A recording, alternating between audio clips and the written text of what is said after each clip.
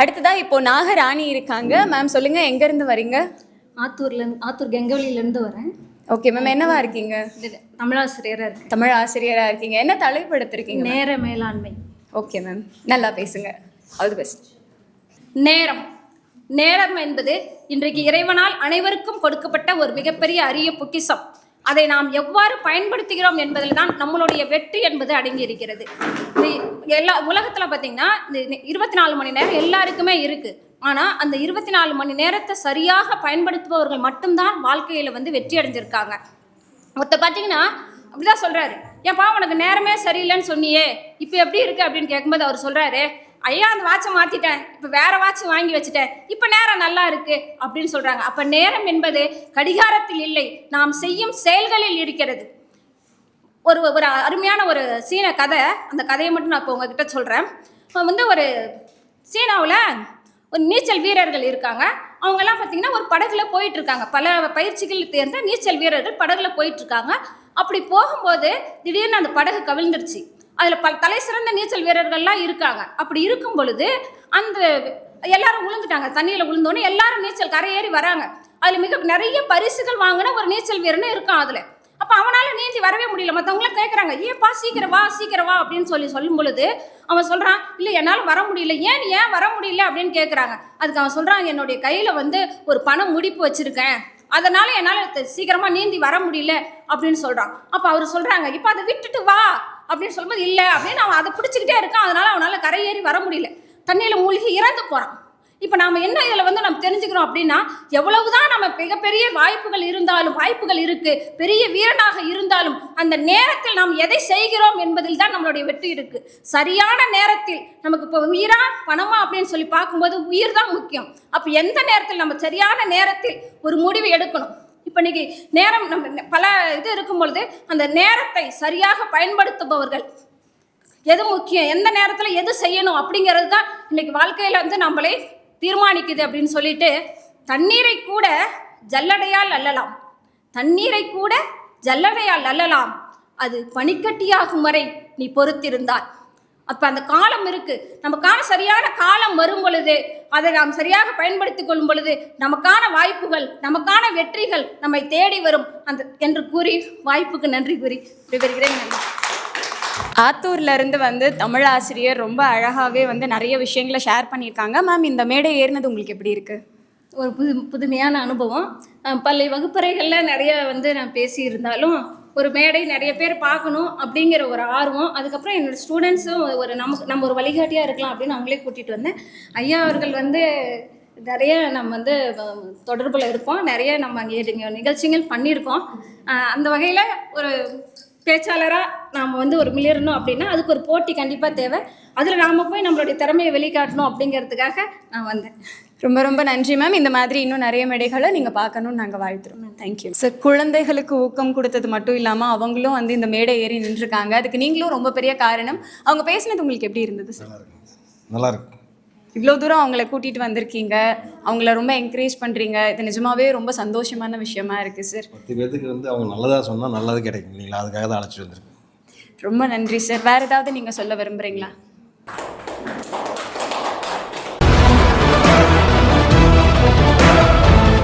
SS. Verma TV வழங்கும் பேச்சரங்கம். இது தமிழகத்தின் தலை சிறந்த பேச்சாளர்களுக்கான தேடல்ல. அடுத்ததான் நம்ம கூட மகாலட்சுமி மேம் இருக்காங்க. மேம், எங்க இருந்து வரீங்க மேம்? சேலம் தான். சேலம்ல எங்க மேம்? ஹஸ்தம்பட்டியில இருந்து வரீங்க. என்ன பண்ணிட்டு இருக்கீங்க மேம்? நீங்க ஆசிரியராக ஒர்க் பண்ணிட்டு இருக்கேன், சமூக அறிவியல் ஆசிரியர். இன்னைக்கு என்ன தலைப்புல பேச போறீங்க மேம்? உள்ளுவதெல்லாம் உயர் உள்ளல். ஓகே மேம், பேசிடலாம். All the best ma'am. Thank you. வாழ்க நிரந்தரம், வாழ்க தமிழ் மொழி, வாழியவே. என் தமிழ் மொழியையும் தமிழனையும் முதற்கண் வணங்கிக் கொண்டு இங்கு அமர்ந்திருக்கும் அனைவருக்கும் எனது வணக்கத்தை தெரிவித்துக் கொண்டு உள்ளுவதெல்லாம் உயர் உள்ளல் என்ற தலைப்பில் பேச வந்திருக்கிறேன். வள்ளுவனின் ஒரு குறளில் பாதியை மட்டும் பேச வந்திருக்கிறேன், மற்ற மீதியை விட்டலாம். ஏன்னா அது கொஞ்சம் தோல்வியை தழுவி இருக்கிறதுனால எனக்கு அதை பேச பிடிக்கல. உள்ளுவதெல்லாம் உயர் உள்ளல் அப்படிங்கிறது நம்ம எல்லாருக்குமே தெரியும். உயர்ந்த லட்சியங்களை கொண்டு நம்ம எண்ணத்தை நேர்மையாக செலுத்தி நம்ம லட்சியத்தை அடையிறது அப்படிங்கிறது, குறிக்கோள் அடையிறதுங்கிறது. அந்த உள்ளுவதெல்லாம் உயர் உள்ளல் அவ்வளோ சீக்கிரமாக நம்ம லட்சியத்தை அடைய விட்டுருவோமா? நிறைய தடைகள் இருக்கும் இல்லையா, தடங்கல்கள் இருக்கும் இல்லையா, அதை எப்படி உடச்சி நம்ம வெளியே வரணும், ஒரு 2 எடுத்துக்காட்டு மட்டும் சொல்லலான்ட்டு இருக்கேன். அதாவது தடங்கல்களை மட்டும் சொல்லலான்ட்டு இருக்கேன். முதல்ல வந்து பார்த்திங்கன்னா நம்ம லட்சியத்தை நோக்கி நம்ம பயணிச்சுட்டு இருக்கும் பொழுது நமக்கு தன்னம்பிக்கை இருக்கும். நம்ம லட்சியத்தை நோக்கி போவோம், அந்த லட்சியத்தை அடைவோம் அப்படிங்கிற தன்னம்பிக்கை இருக்கும் பொழுது நம்ம சுற்றி இருக்கக்கூடியவங்க இருக்காங்க பார்த்தீங்களா, அந்த தன்னம்பிக்கையை உடச்சி சிதறடித்து நம்மளை வந்து ஓட தெரிச்சு விடுவாங்க. தெரிச்சு விட்டு ஓடுற அளவுக்கு வைப்பாங்க. ஆனால் அதை நாம் வந்து அனுமதிக்கக்கூடாது. நாம் பாட்டுக்கு சிவனேன்னு உட்காந்து நம்ம லட்சியத்தை நோக்கி பயணிச்சுட்டு இருக்கும்போது உறவினர்கள் யாராவது நம்ம வீட்டுக்கு வருவாங்க. தம்பி என்ன பண்ணுறப்பா? நான் ஐஏஎஸ் ஆகணும், ஐபிஎஸ் ஆகணும், படிக்கணும். உடனே அவங்க என்ன தெரியுமா பண்ணுவாங்க? நம்ம பின்புலத்தை வந்து ஆராய்வாங்க. அம்மா படிக்கலை, அப்பா படிக்கலை, வசதி வாய்ப்பு இல்லை, இவன் ஐஏஎஸ் ஆகிறானா, இவன் ஐபிஎஸ் ஆகிறானா, அவனுக்குள்ள வாய்ப்புகள் என்ன, அவனுக்குள்ள திறமைகள் என்ன, அதை எதையுமே அவங்க கணக்கில் எடுத்துக்க மாட்டாங்க. அந்த இடத்துல அவங்க பேச்சை நம்ம கேட்டோம் அப்படின்னா நம்மளுடைய தன்னம்பிக்கை உடையுமா, தகர்க்கப்படுமா? அவங்கள என்ன பண்ணணும்னா நம்ம லட்சியத்தை நோக்கி நம்ம பயணிக்கும் பொழுது அப்படி ஓரமாக தள்ளி வச்சிடணும். நம்ம லட்சியத்துக்குள்ளே அவங்கள கொண்டு வரவே கூடாது. இன்னொன்று வந்து பார்த்திங்க அப்படின்னா, ஏற்கனவே நேர மேலாண்மை பற்றி சொன்னாங்க. இந்த நேர மேலாண்மை அப்படிங்கிறது வந்து பார்த்தோன்னா மிகவும் முக்கியமான ஒன்று. சாதித்தவனுக்கும் 24 மணி நேரம், சாதிக்க துடிப்பவனுக்கும் 24 மணி நேரம், சாதிக்க துடிப்பவர்களையும் சாதித்தவனையும் பார்த்து கைத்தட்டுபவர்களுக்கும் அதே 24 மணி நேரம் தான். அந்த நேரத்தை வந்து பார்த்திங்கன்னா நமக்கு சரியான முறையில் திட்டமிடணும்.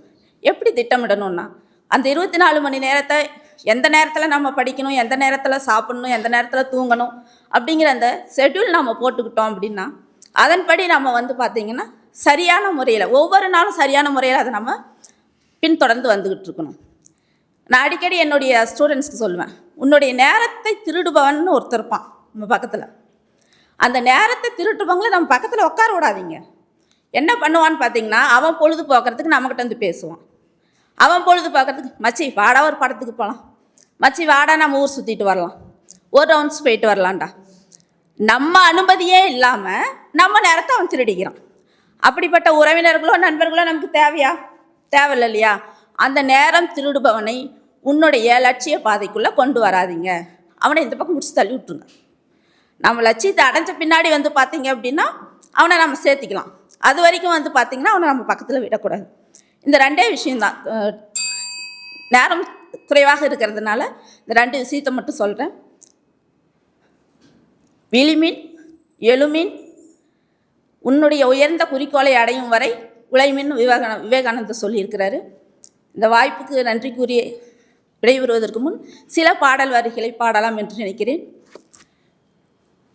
உள்ளம் தெளிவாக வை, எண்ணம் உயர்வாக வை, வாழும் நாளெல்லாம் மண்ணில் மரியாதை வை, வேர்கள் இல்லாத மரமும் உண்டா, சொந்த காலில் நில்லேன்மா நீ, நின்ற பின்னாலே ஊரே கேட்கும், அதுக்குள் தம்பட்டம் கூடாதம்மா, கண்ணி வைக்கும் நேரம். சாரி, வாய்ஸ் வரல. வாய்ப்புக்கு நன்றி கூறி விடைபெறுகிறேன். மகாலட்சுமி மேம் ரொம்ப அழகாகவே உண்மையிலேயே நான் படிக்கும்போது என்னோட ஆசிரியர் என்ன சொன்னாங்களோ அது வந்து இப்போ இவங்க சொல்லும்போது கண்ணு முன்னாடி வந்து நிற்கிது. அப்போ வந்து அதை விளையாட்டாக உதாசீனப்படுத்திட்டு இப்போ வந்து நம்ம நினச்சி வருத்தப்படுறதுல அர்த்தமே இல்லை. அதனால மேம் சொல்கிறத கேட்டு எல்லாருமே நடந்துக்கோங்க. அண்ட் இப்போது மேம் பேசியிருக்காங்க, மேமோட ஸ்டூடெண்ட் கூட இருக்காங்க. சொல்லுங்கள், ரொம்ப வருஷம் கழிச்சு உங்கள் மேம் பேசினதை பார்க்குறீங்க, உங்களுக்கு எப்படி இருக்குது? எனக்கு உண்மையாக ரொம்ப ஹாப்பியாக இருக்குது. ஏன்னா மேமை நான் பார்ப்பேன்னு சொல்லி எக்ஸ்பெக்ட் பண்ணவே இல்லை. ஆனால் மேம் வந்து இங்கே பேசுனது எனக்கு மேம் சொன்னாங்க, டைம் வந்து கண்டிப்பாக இது டைம் வந்து மெயின்டைன் பண்ணணும்னு சொல்லுவாங்க. நான் ஸ்கூலில் இருந்தப்போ எதாவது சொல்லுவாங்க, எப்பயுமே எப்போ லெசன் எடுத்தாலும் நீ எங்கே உட்காராத, இந்த பக்கம் தள்ளிப்போ, நல்லா படிமா அப்படின்னு தான் சொல்லுவாங்க. எப்பயுமே மேம் தான் சொல்லுவாங்க. அப்படி யாராச்சும் படிக்கல அப்படின்னாலும் அவங்கள தனியாக உட்கார வச்சு படிக்க வைப்பாங்க மேம். அதனால் எனக்கு மேம் ரொம்ப பிடிக்கும். பட் ஆனால் மேம் வருவாங்கன்னு எக்ஸ்பெக்ட் பண்ணலை. அந்த இதில் எனக்கு ரொம்ப happy. Thank you so much. Thank you so much ma'am.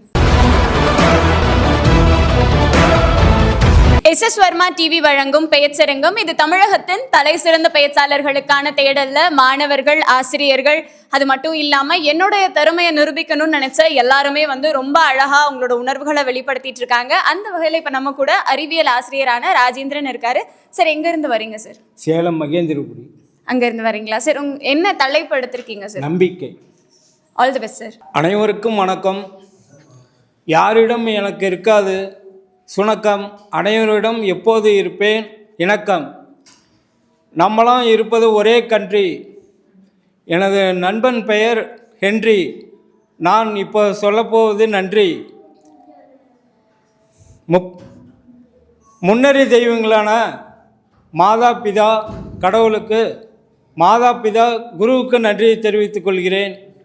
எனது குடும்பத்தாருக்கு நன்றியை தெரிவித்துக் கொள்கிறேன். இறைவனுக்கு நன்றியை தெரிவித்துக் கொள்கிறேன். இப்போது என்னை இங்கே இந்த வெளிச்சத்தில் நிற்க வைத்து கொண்டிருக்கிற நமது எஸ்எஸ் வர்மா தொலைக்காட்சி நிர்வாகத்துக்கும் நன்றியை தெரிவித்துக் கொள்கிறேன்.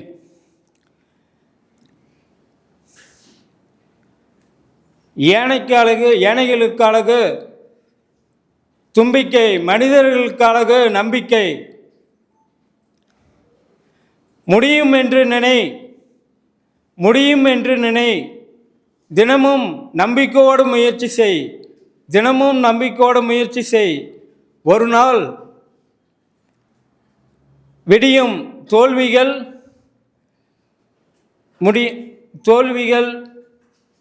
முடியும். ஒரு நாள் விடியும், தோல்விகள் முடியும்.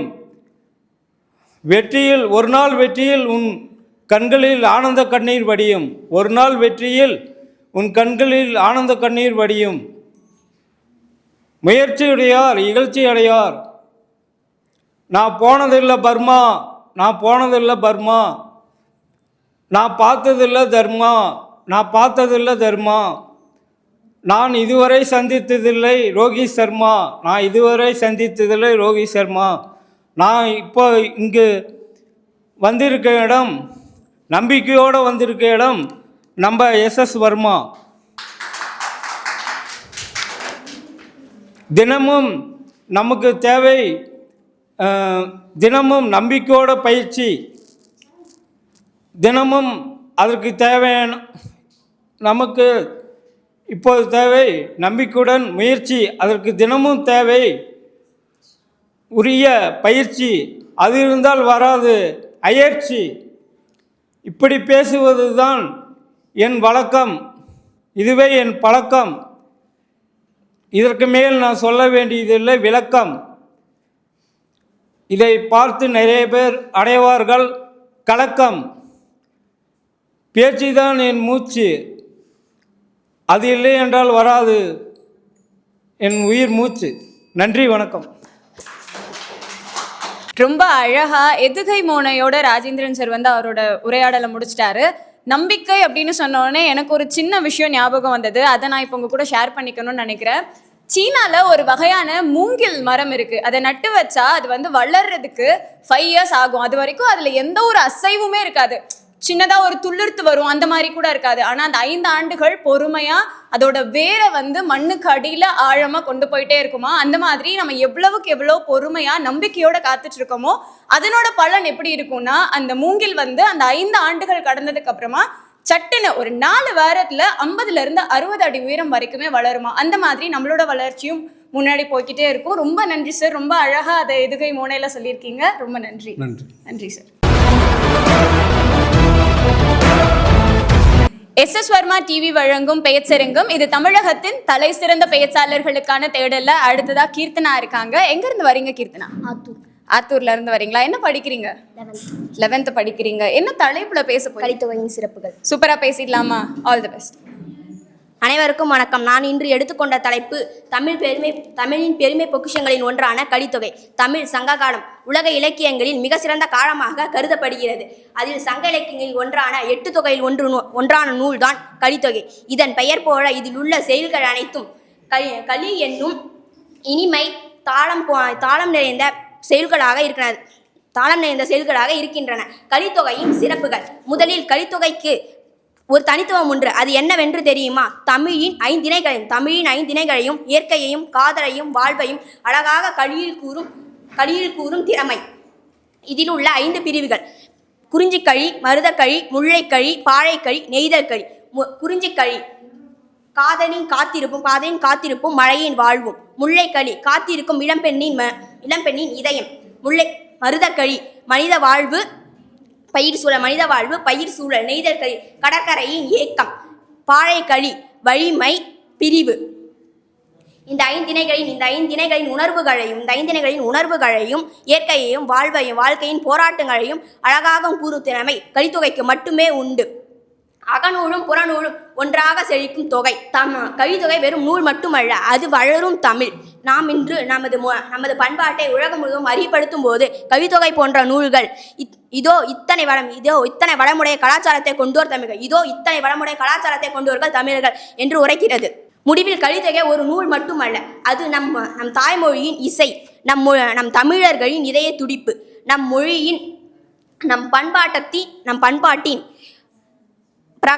பண்பாட்டின் பிரகாசமான ஒளி. நன்றி.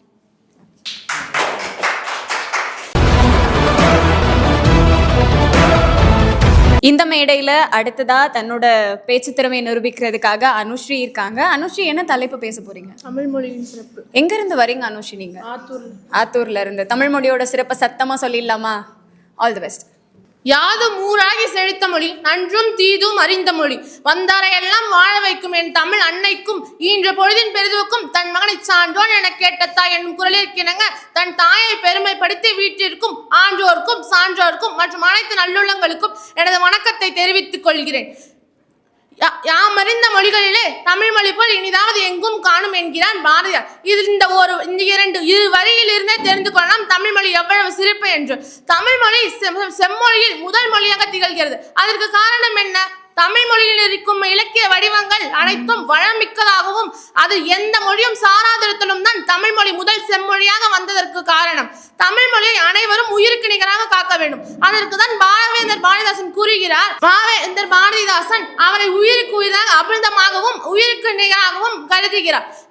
கம்பன், இளங்கோவடிகள் அனைவரும் தமிழை விரும்பியவர்கள். வீரமாமுனிவர் தமிழ் மேல் பற்று வந்து சதுரகராதியை வெளிக்கொடுத்தார். திராவிட மொழிகளின் ஒப்பிலக்கணத்தை வகுத்தார் கால்டுவெல். மற்றும் வெளியிலிருந்து தன் இனத்தை பரப்ப வந்த அனைவரும் தமிழை படித்து தமிழ் இனத்தையே பரப்ப நிலைக்கு காரணமாக இருந்தது தமிழ் மொழியின் சிறப்பு. எனவே தமிழ் மொழியை அனைவரும் காக்க வேண்டும். தமிழ் மொழி சில இடங்களில் மட்டும்தான் சில பள்ளிகளில் பேசுகிறார்கள். மற்ற பள்ளிகளில் தமிழில் பேசினாலே கட்டணம் விதிக்க வேண்டும் என்ற விதி இருக்கிறது. அதற்கு காரணம் என்ன? அனைவரும் வேறு மொழியின் சிறப்பை அறிந்திருக்கிறார்கள். தமிழ் மொழியை ஆழ்ந்து பார்க்கவில்லை. தமிழ் மொழியை ஆழ்ந்து பார்த்தால்தான் தெரியும் தமிழ் மொழி எவ்வளவு சிறப்பு மிக்கது என்று. அனைவரும் தெரிந்து கொள்ள வேண்டும். தமிழ் மொழியில் அனைத்து சிறப்பும் இருக்கிறது. மற்ற மொழிகளை விட தமிழ் மொழி செம்மொழி என்று முதலாக கூறியிருக்கிறார்கள். தமிழ் மொழி எதனால் செம்மொழி என்று கூறுகிறார்கள்? நான் முன்பே கூறினேன். தமிழ் மொழியை அனைவரும் கற்க வேண்டும், அனைவருக்கும் பரப்ப வேண்டும், அதனை சிறப்புகளை அனைவருக்கும் தெரிவிக்க வேண்டும் என்று கூறி விடைபெறுகிறேன். வாய்ப்பளித்த அனைவருக்கும் நன்றி. அனுஸ்ரீ ரொம்ப அழகாவே அவங்க எடுத்துக்கிட்ட தலைப்பை பேசி முடிச்சிட்டாங்க. அனுஸ்ரீ, உங்களுக்கு தமிழ்ல ரொம்ப பிடிச்ச வரிகள்னு ஏதாவது இருக்கா? பாரதியார் எழுதின எல்லா வரிகளுமே பிடிக்கும். பாரதியார் எழுதின எல்லா வரிகளும் பிடிக்கும். இப்போ இருக்க பள்ளி மாணவர்கள் எல்லாருமே ரொம்ப அழகா தமிழ் கவிதைகளாகட்டும் தமிழ் பாடல்களாகட்டும் ரொம்ப அழகாவே படிக்கவும் பாடவும் செய்கிறாங்க. எடுத்துக்கிட்ட தலைப்புக்கு ரொம்ப அழகா பேசியிருக்கீங்க. உங்க கூட யார் வந்திருக்காங்க? தமிழம்மா வந்திருக்காங்க. அவங்களை கூப்பிடலாமா? கூப்பிடுங்க. வாங்க மேம். இந்த மேடை அப்படிங்கிறது ஒரு ஆசிரியரோட மாணவர்கள் போட்டி போடக்கூடிய மேடையாக தான் இப்போ உங்கள் 2 பேரையும் பார்க்கும்போது தோணுது. எப்படி பேசியிருக்காங்க மேம் உங்கள் மாணவி? நல்லா பேசியிருக்காங்க. இந்த மாணவி பார்த்திங்கன்னா பள்ளியிலேயே இந்த ஆத்தூர் மாவட்டத்திலேயே முதல் மதிப்பெண் வாங்கின மாணவி. 10ஆம் வகுப்பில் ரொம்ப திறமையான மாணவி. தமிழ் மீது ரொம்ப ஆர்வமுள்ள ஒரு மாணவி.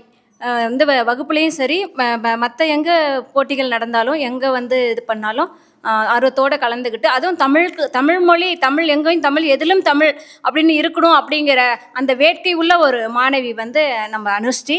அவங்க இந்த நிகழ்ச்சியில் கலந்துக்கிட்டதுக்கு வாய்ப்பு கொடுத்த வர்மா டிவிக்கு மிக்க நன்றிகள். ரொம்ப நன்றி மேம். மீண்டும் ஒரு முறை இந்த சமூகத்திற்கு நான் உரக்க இந்த தலைப்பை தான் சொல்ல போகிறேன் அப்படின்னு சொல்லிட்டு வளர்மதி வந்திருக்காங்க. அது என்ன தலைப்புன்னு அவங்க கிட்டே கேட்டுருவோம். சொல்லுங்க மேம். ஆணும் பெண்ணும் நிகரென கொள்வதால்.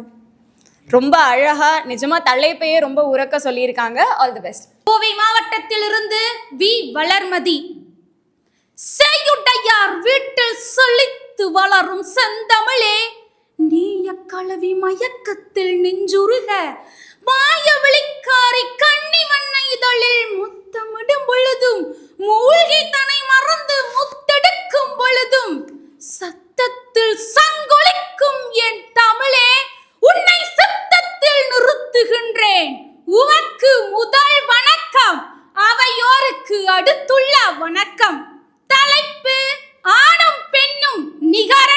வாழ்வதால் பட்டங்கள் ஆழ்வதும் சட்டங்கள் செய்வதும் இனிய பாரினில் பெண்களை நடத்த வந்தோம் என்று பாடினான் முண்டாசு கவி பாரதி.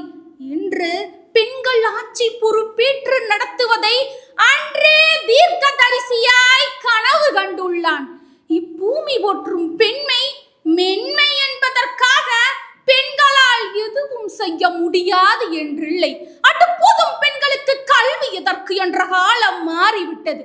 இப்பொழுதெல்லாம் பாரதி கண்ட புதுமை பெண்களாக ஆண்களுக்கு நிகராக முன்னேற்றம் அடைந்துள்ள இப்பெண்மையின் ஆற்றல்களை கண்டு இவ்வுலகமே வியந்து நிற்கிறது என்பதை எவராலும் மறுக்க முடியுமா?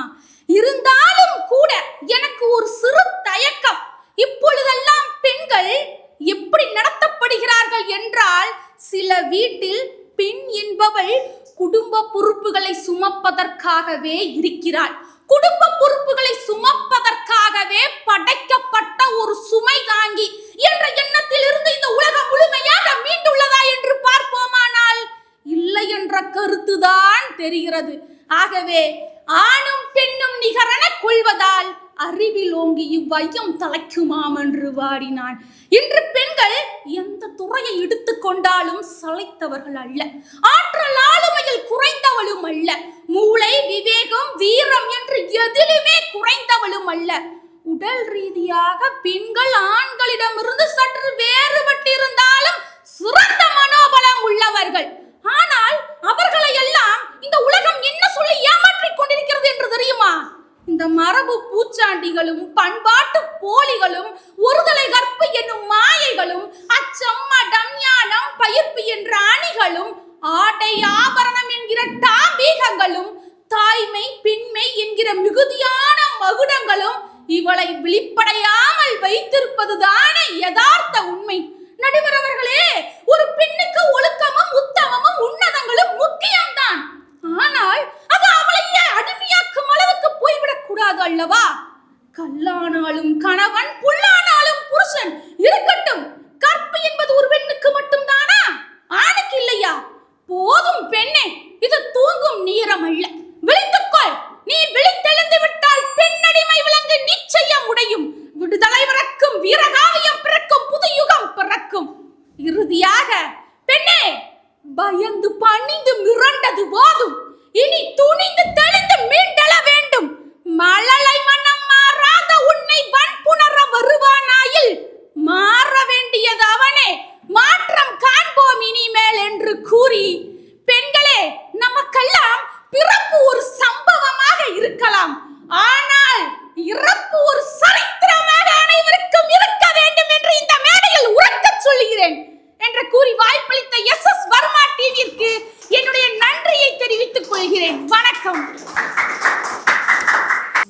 வளர்மதி ரொம்ப ரொம்ப அழகா திரும்ப திரும்ப எடுத்த டாபிக்கா இருந்தா கூட அதுல ரொம்ப ரொம்ப முக்கியமான விஷயங்கள் என்ன, அதுலேயும் சொல்லாத சில விஷயங்களை கூட சொன்னீங்க. உண்மையிலேயே பெண்களோட நிலை என்ன, எப்படி வரணும், எந்த இடத்துல விழித்தெழணும் அப்படின்னு சொல்லி அழகா சொன்னீங்க. எத்தனை வருஷமா நீங்க பேச்சாளராக இருக்கீங்க? மேம், நான் காலேஜ் படிக்கும்போது பேச்சு போட்டிகள் எல்லாம் கலந்துட்டு இருந்தேன். அப்புறம் திருமணம் ஒன்றில் போய் 10 வருடம் அதில் பயணித்தேன். அதுக்கப்புறம் நான் வேலைக்கு போகக்கூடிய ஒரு கட்டாய சூழ்நிலை வரும் பொழுது, அந்த வேலைக்கு போகும்போது உன்னுடைய எக்ஸ்பீரியன்ஸ் என்ன அப்படின்னு ஒருத்தர் கேட்கும் பொழுது நான் 0, எனக்கு எக்ஸ்பீரியன்ஸ் ஒரு வேலையில் கிடையாது. அப்போ நான் நினச்சேன், எல்லாரும் இப்படியே கேட்குறாங்களா, அப்போ என்கிட்ட என்ன திறமை இருந்துச்சு, நான் என்ன வரைக்கும் இது என்ன பண்ணிட்டு இருந்தேன் அப்படின்னு யோசிக்கும் பொழுது நான் ஒரு பேச்சாளராக இருந்தேன் அப்படிங்கிறது என் மனசுக்குள்ளே உள்ளே இருந்துச்சு. அப்போ மறுபடியும் நம்ம இதை வெளிக்கொண்டு வரலாமே, எனக்கு வாய்ப்பு நான் எங்கேயும் மேலே உங்ககிட்ட தான் இருக்குது, நீ வெளியில் கொண்டு வந்தீங்கன்னா அந்த வாய்ப்பு இருக்குது, நீ பயன்படுத்திக்கோ அப்படின்னு என் மனசு சொல்லிச்சு. இப்போ ஒரு வருட காலமாக என்னுடைய பயணத்தை மறுபடியும் ஆரம்பித்தேன். அதற்காக நிறைய வாய்ப்புகளும் வந்துச்சு. அதை பயன்படுத்தி இப்பொழுது SS வர்மா டிவிலும் எனக்கு இந்த வாய்ப்பு வந்திருக்குங்க மேம். நீங்கள் சொல்லும் போதே ரொம்ப அழகாக இருக்குது மேம். பார்த்துட்டு இருக்க தமிழ்நாட்டில் இருக்க எல்லா பெண்களுக்குமே நீங்கள் ஒரு முன்னுதாரணமாகவே இருக்க போகிறீங்கன்னு தான் சொல்லணும். ஏன்னா நிறைய பேர் நீங்கள் சொன்ன மாதிரி தான், கல்யாணம் ஆகிடுச்சு, இவ்வளோ பிரேக் எடுத்துட்டோம், இதுக்கு மேலே ஒரு வேலைக்கு நம்ம எப்படி போகிறது, எக்ஸ்பீரியன்ஸ் இல்லையேன்னு சொல்லி முடங்கி உட்காராமல் உங்களை மாதிரி அவங்களுக்குள்ளே இருக்க திறமையை தேடும்போது கண்டிப்பாக அவங்களும் உங்களை மாதிரி வெற்றி பெறுவாங்க. ரொம்ப ரொம்ப நன்றி மேம். SS வர்மா டிவி வழங்கும் பேச்சரங்கம். இது தமிழகத்தின் தலை சிறந்த பேச்சாளர்களுக்கான தேடல்ல. தமிழகத்துல நிறைய இடங்கள்ல இருந்து பள்ளி மாணவர்கள், கல்லூரி மாணவர்கள், அது மட்டும் இல்லாம ஓப்பன் கேட்டகரியில நிறைய டீச்சர்ஸ்ல இருந்து, பேச்சாளர்கள்ல இருந்து எல்லாருமே வந்து அவங்களோட திறமைய இந்த மேடையில உணர்ச்சி பூர்வமா சொல்லி முடிச்சுட்டாங்க. சீக்கிரமா நம்ம செமிஃபைனல்ஸ்ல சந்திக்கலாம். இதே மாதிரி இன்னொரு அழகான மேடையில, அழகான நிகழ்ச்சியில உங்களை சந்திக்கிற வரை உங்களிடமிருந்து விடைபெறுவது விஜே ரத்னா.